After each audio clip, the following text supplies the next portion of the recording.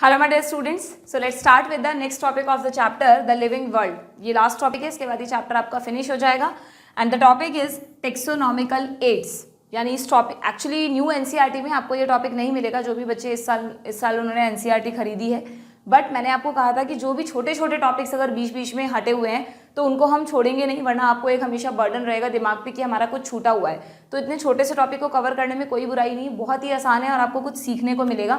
और हो सकता है नीट में एक क्वेश्चन इससे आ जाए तो आपको 4 मार्क्स पक्के हैं। ठीक है, तो देखें टेक्सोनॉमिकल एड्स क्या है। भाई इस चैप्टर में आप लोग टेक्सोनॉमी के बारे में पढ़ रहे हैं ना। लास्ट सेशन में मैंने आप लोगों को टेक्सोनॉमिक कैटेगरीज के बारे में बताया था कि जो भी हमारा पूरा सिस्टम है क्लासिफिकेशन का, उसमें ऑर्गेनिजम्स को 7 ऑब्लिगेट कैटेगरीज में, जिनको आप टेक्सॉन भी कहते हैं, उनमें डिवाइड किया गया है, जिसको आपको सीरीज में याद रखना है। इसका जो ऑर्डर है उसके लिए हमने एक ट्रिक भी बनाई थी, कीप पॉट क्लीन और फैमिली गेट सिक, यानी कि kingdom, phylum, class, order, family, genus, species. बस प्लांट्स में फाइलम की जगह, जो सेकेंड कैटेगरी है, वहां पर फाइलम की जगह डिवीजन यूज किया जाता है। ठीक है, होपफुली आपने लर्न कर लिया होगा।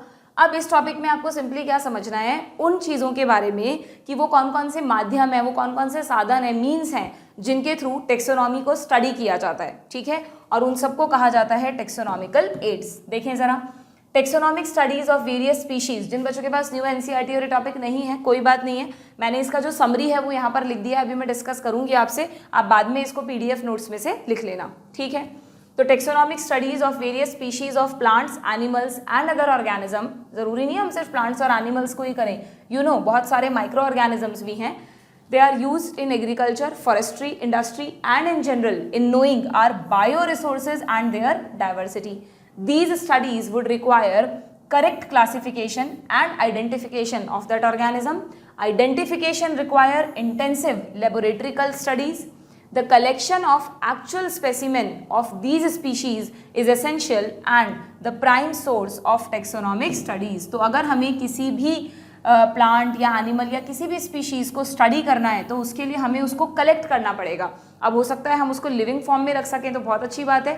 अगर पॉसिबल नहीं है लिविंग फॉर्म में रखना तो बहुत सारे दूसरे तरीके भी हैं, उनको ड्राई फॉर्म में या डेड फॉर्म में, कि उनको प्रिजर्व किया जा सके आगे के लिए। ठीक है, इन सभी को कहा जाता है टेक्सोनॉमिकल एड्स। और ये कहाँ यूज़ होते हैं, देखो इनके यूजेस बताए हैं आपको एनसीईआरटी ने। these are also fundamental to studies and for training। अगर कोई भी स्टूडेंट्स हैं जो भी टेक्सोनॉमी को पढ़ते हैं, जो भी टेक्सोनॉमिस्ट हैं, उनके लिए यूजफुल है।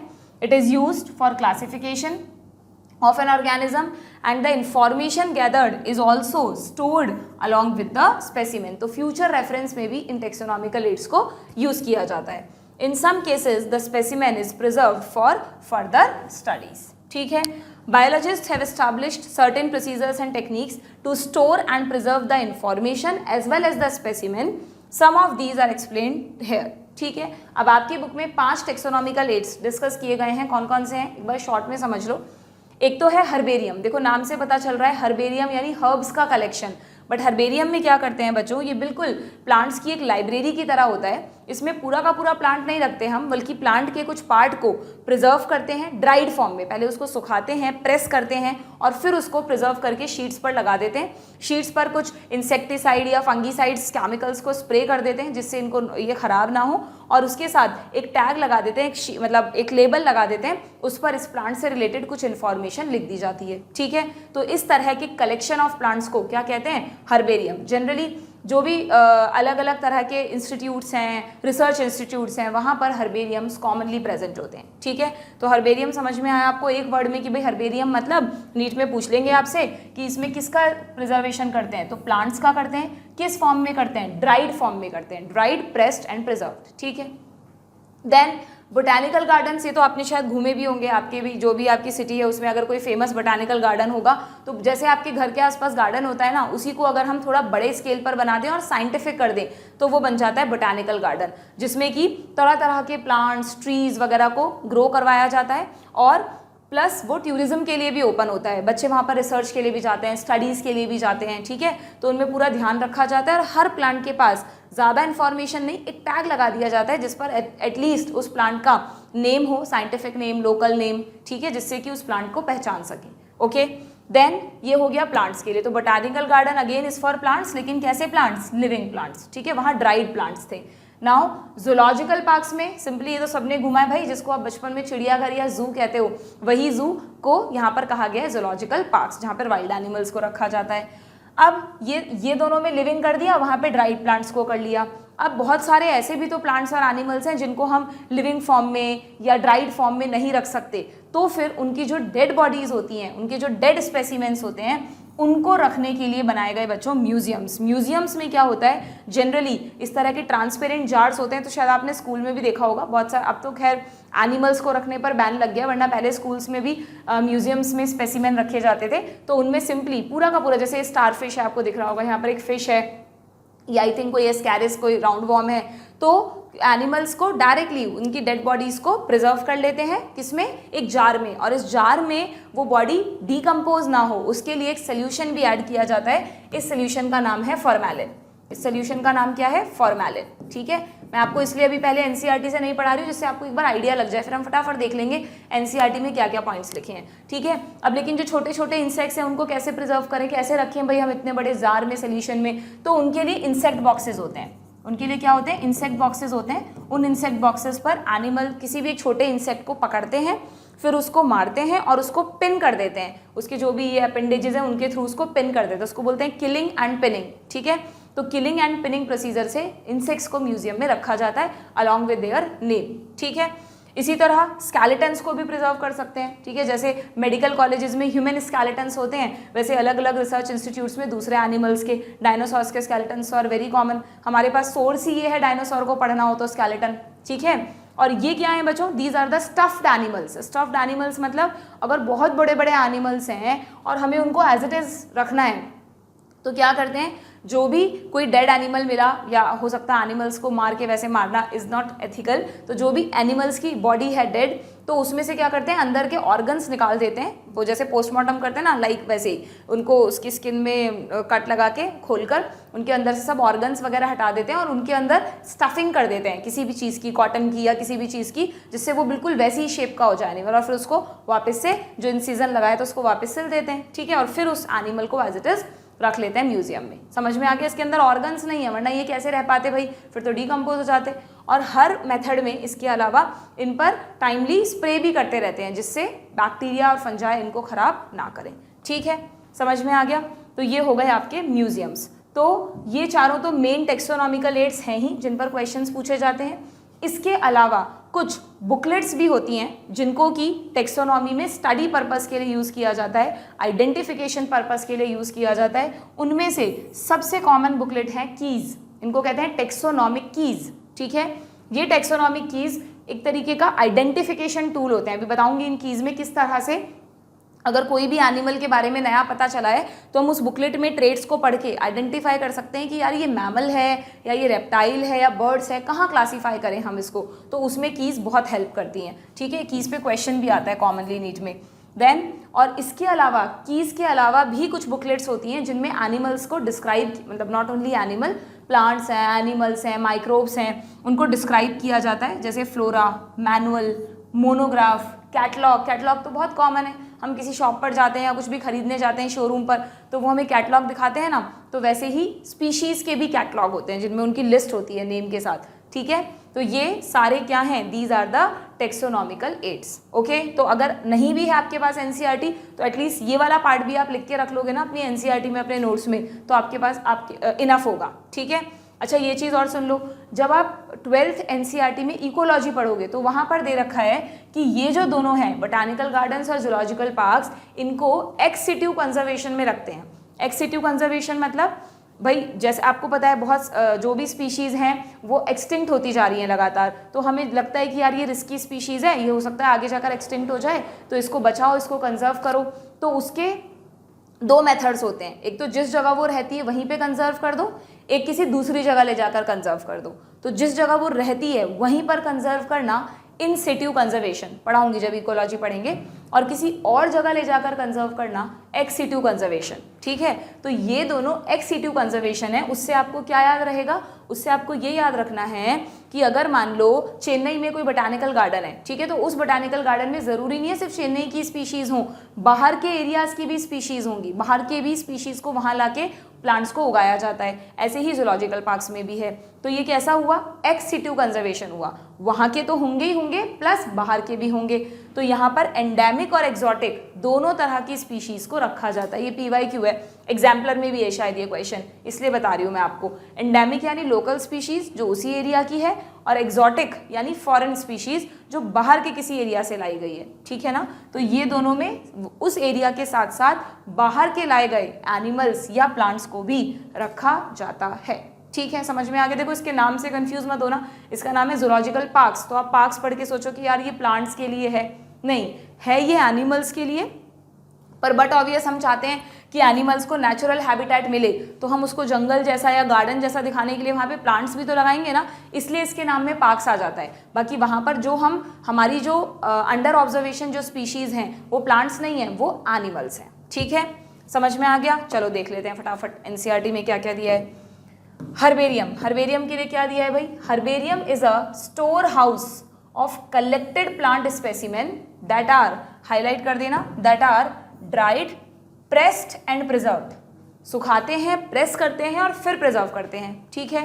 Further these sheets are arranged according to universally accepted system of classification. जो भी उन शीट्स का अरेंजमेंट है उनकी सीक्वेंस बनाते वक्त यूनिवर्सल क्लासिफिकेशन को फॉलो किया जाता है। These specimen along with their description on herbarium sheet, उनका थोड़ा सा एक शॉर्ट डिस्क्रिप्शन भी उस शीट पे लिखा जाता है। It become a store house और रिपोजिटरी फॉर फ्यूचर यूज। जैसे मान लो यही स्टेटमेंट पे क्वेश्चन दे देंगे, which of the following taxonomical add is a repository for future use, तो सिंपली आपको क्या चूज करना है, हर्बेरियम, ठीक है। द हर्बेरियम शीट, अब हर्बेरियम शीट पर जो लेबल लगा है ना बच्चों, ये बहुत बार आया है क्वेश्चन, उस लेबल पर क्या इंफॉर्मेशन होती है, ठीक है।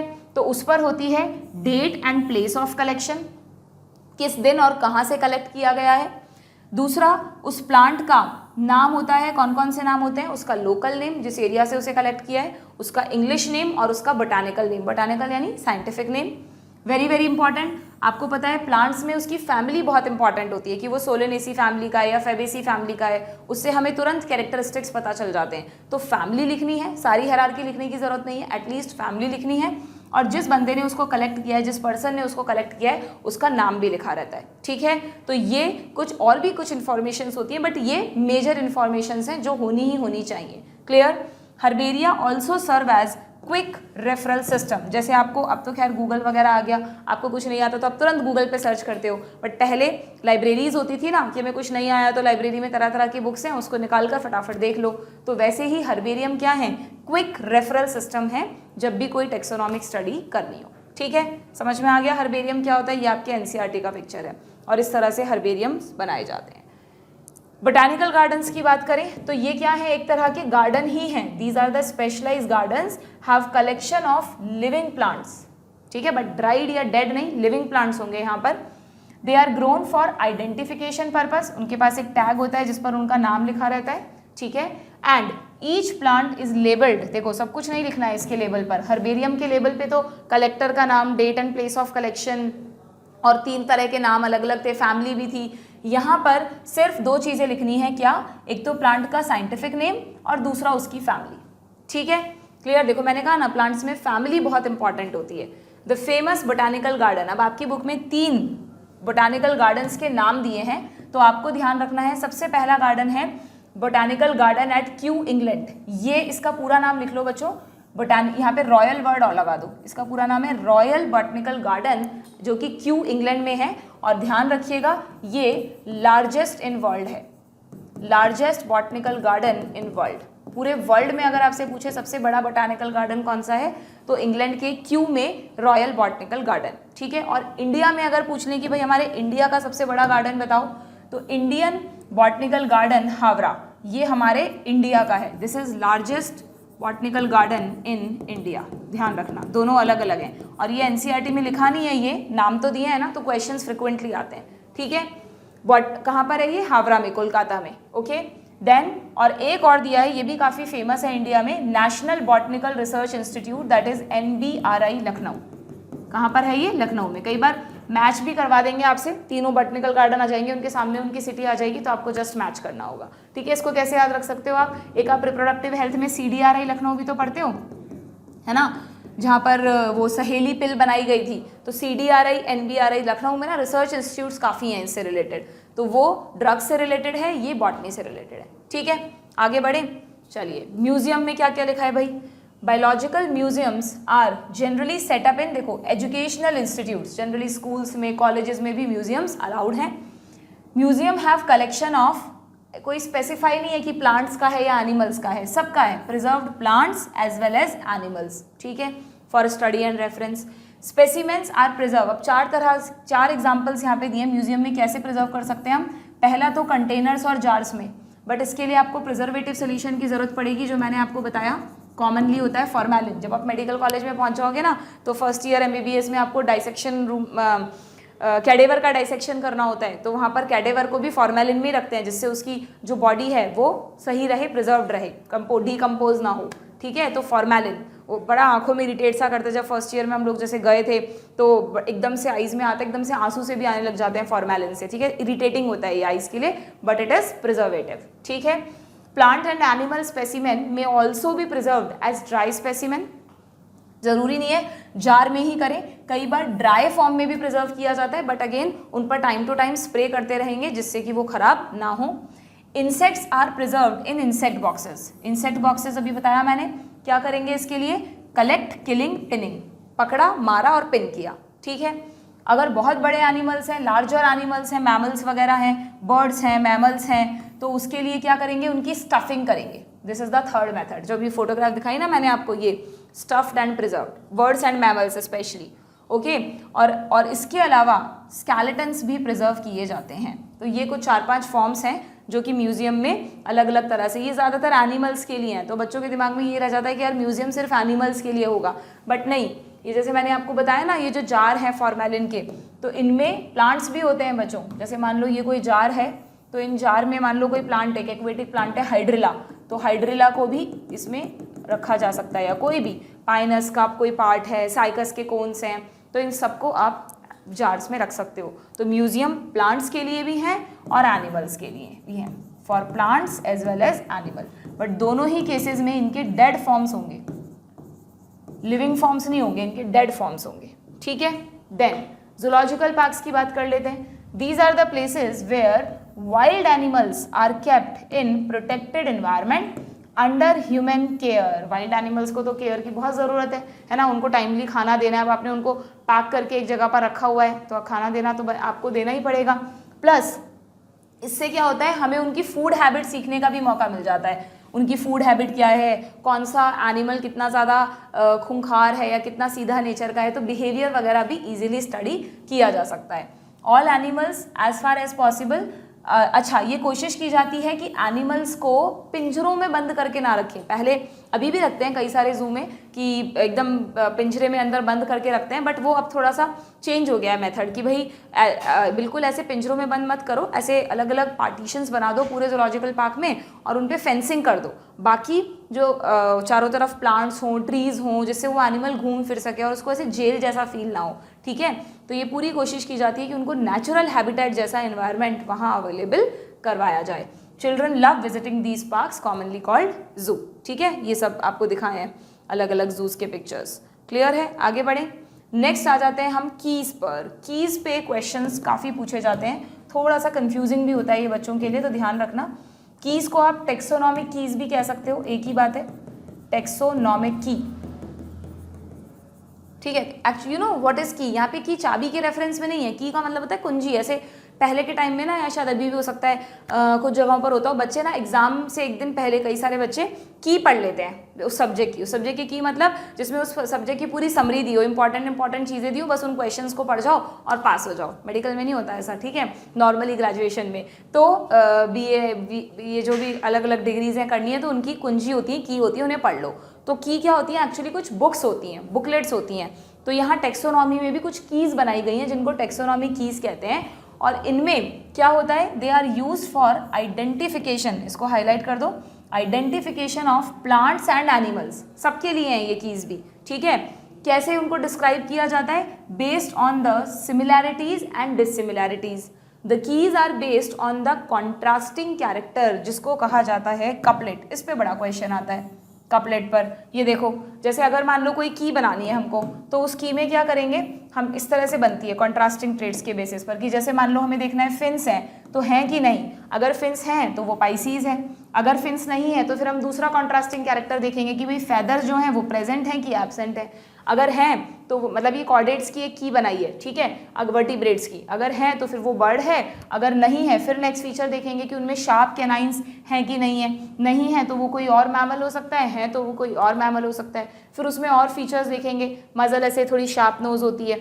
ओके, तो ऐसे करके बहुत सारे अलग अलग कॉन्ट्रास्टिंग कैरेक्टर्स के थ्रू एक पूरा चार्ट बना दिया जाता है, जिससे हम एक कंक्लूजन पे पहुंच सकते हैं कि भाई ये जो एनिमल है या प्लांट है वो किससे बिलोंग करता है। ठीक है, तो ये जो कॉन्ट्रास्टिंग ट्रेड्स यहाँ पे यूज किए जाते हैं ना, इस कॉन्ट्रास्टिंग कैरेक्टर्स के पेयर को कपलेट कहते हैं। ठीक है, it represent the choice made between two opposite options, this result in acceptance of only one and rejection of the other. But obvious, या तो हम कहेंगे येस या तो हम कहेंगे नो, और उन्हें इसी तरह से बनाया जाता है, जो कीज बनाई गई हैं उनमें वही कैरेक्टरिस्टिक्स लिए गए हैं जो डिटरमाइनिंग हो, जिनसे हम पहुंच सकें एक कंक्लूजन पे। ठीक है, आगे क्या लिखा है, ईच, अच्छा अब कीज में वैसे तो इस तरह के चार्ट्स होते हैं, but again very important, keys में कुछ स्टेटमेंट्स भी होते हैं। Each statement in the key is called a lead. क्या कहा जाता है स्टेटमेंट को? लीड। तो कपलेट और लीड दोनों पे ही क्वेश्चंस आते हैं, दोनों को हाईलाइट कर देना। Separate taxonomic keys are required for each taxonomic category. Family की अलग की होगी, जीनस की अलग की होगी, स्पीशीज की अलग होगी, तो हर टेक्सोनॉमिक कैटेगरी की एक अलग की होती है। हो सकता है स्टेटमेंट टाइप क्वेश्चन में ये लाइन दे दें तुमको, तो ध्यान रखना, पढ़ी होगी तो ही याद आएगा। ठीक है, क्यों बनाई गई है कि मेनली इनको यहीं पर ऊपर लिख दो तुम, they are identification tools, they are identification tool, mainly इनको आइडेंटिफाई करने के लिए यूज किया जाता है। And very very important, keys are analytical in nature. Analysis कर रहे हैं ना हम, पता लगा रहे हैं कि ये चीज है कि नहीं है, तो keys are analytical in nature.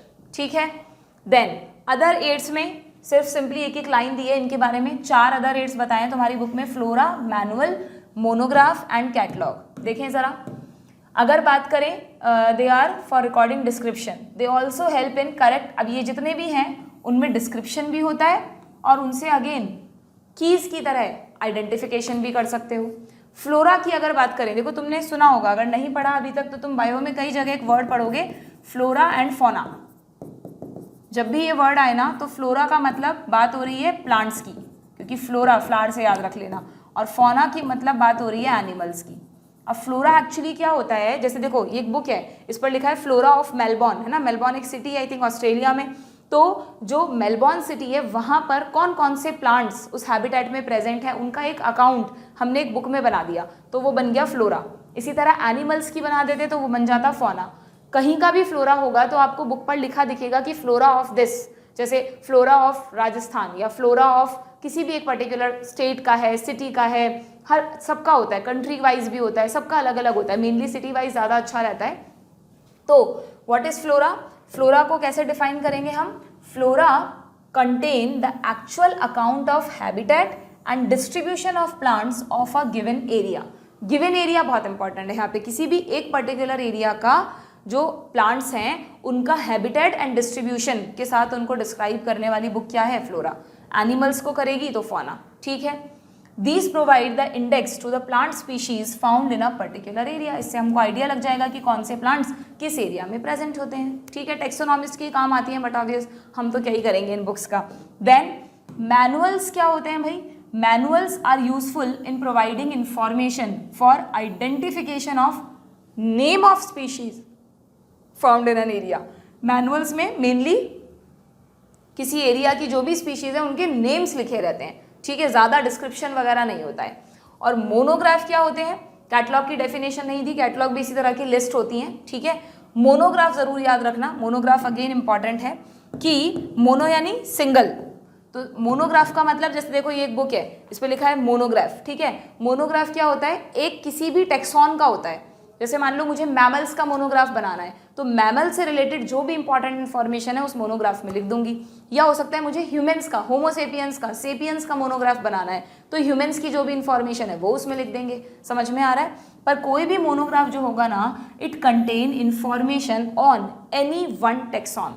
हो सकता है किंगडम एनिमेलिया का भी एक मोनोग्राफ है, उसमें उस किंगडम एनिमल से रिलेटेड जो भी इंपॉर्टेंट इन्फॉर्मेशन है वो लिखी हुई है। एक इंसेक्ट्स का टेक्सॉन है, इंसेक्टा एक क्लास है, उसका टेक्सॉन है, उसका मोनोग्राफ है।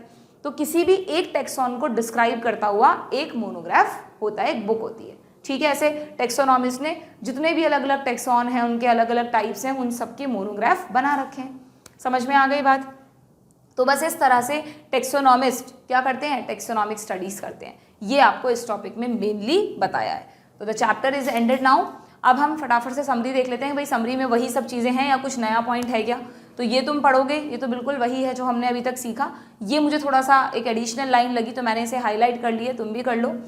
In order to facilitate the study of kind and diversity of organism, biologists have evolved certain rules and principles for identification, nomenclature and classification. ध्यान है तुम्हें, मैंने बताया था तुमको कि जो टेक्सोनॉमी है वो एक प्रोसेस है क्लासिफिकेशन का, जिसमें हम CICN यूज करते हैं, कैरेक्टराइजेशन, आइडेंटिफिकेशन, क्लासिफिकेशन और नॉमेनक्लेचर। तो यहाँ समरी में क्या लिखा है, the branch of knowledge dealing with these aspects is known as taxonomy. मैंने तुम्हें कहा था ना कि टेक्सोनॉमी और सिस्टेमैटिक्स को इंटरचेंजेबली यूज कर लेते हैं। तो टेक्सोनॉमी एक तरह से बायोलॉजी की एक ब्रांच ही है। फादर ऑफ टेक्सोनॉमी कौन बताए थे, कैरोलस लिनियस, ठीक है।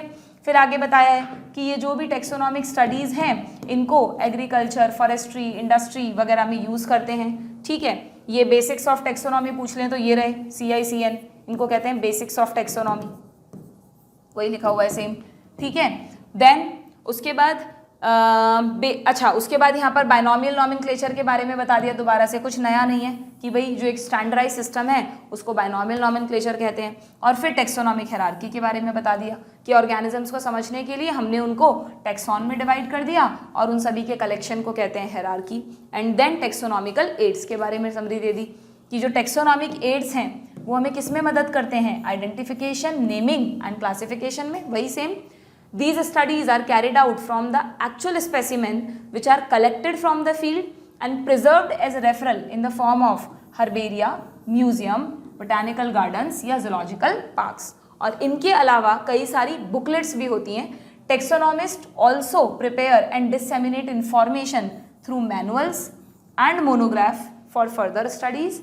Taxonomical keys, very very important, are tools that help in identification based on characteristics, ठीक है। और देखो यहाँ पर लिखा है कि live specimen on the other hand are found in botanical garden और zoological park। जितने भी टेक्सोनॉमिकल एड आपने पढ़े हैं उनमें से लाइव स्पेसिमेन आपको कहाँ मिलेंगे, दो जगह, बोटानिकल गार्डन्स में और जूलॉजिकल पार्क्स में। बाकी तुम देखो ना, सब में या तो डेड थे या ड्राइड थे या तो वो बुकलेट्स थी, ये हमने लिस्ट बनाई थी ना, तो सिर्फ यही दोनों लिविंग के लिए हैं, बाकी सब में या तो ड्राइड है या डेड है या वो बुकलेट्स हैं, ठीक है।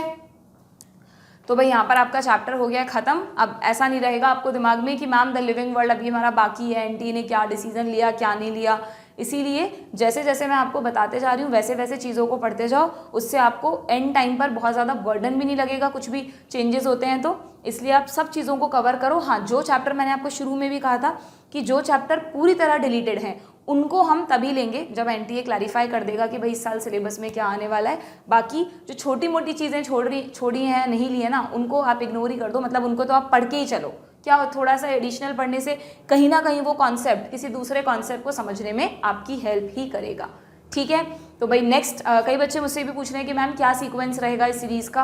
तो बच्चों हम एनसीईआरटी ही फॉलो करेंगे। बस शुरू में मैंने सेल बायोलॉजी लिया था क्योंकि सेल एक बहुत इंपॉर्टेंट बेसिक है सब चीज़ें समझने के लिए। बाकी अब हम एनसीईआरटी ही फॉलो करने वाले हैं जो आपके हैं। अभी हम डाइवर्सिटी स्टार्ट किया है हमने, तो नेक्स्ट चैप्टर जो आपकी एनसीईआरटी में है बायोलॉजिकल क्लासिफिकेशन। अच्छा, मिस मत करना, देखो बायोलॉजिकल क्लासिफिकेशन के सेशंस बहुत ही इंटरेस्टिंग होने वाले हैं। उनमें अलग अलग तरह तरह के ब्यूटीफुल पिक्चर्स के साथ मैं आप लोगों को याद कराने की कोशिश करूंगी कि आपको डाइवर्सिटी बोरिंग ना लगे और बहुत ही इंटरेस्टिंग तरीके से समझ भी आ जाए और याद भी हो जाए, ठीक है। तो मिलते हैं नेक्स्ट सेशन में with the chapter biological classification.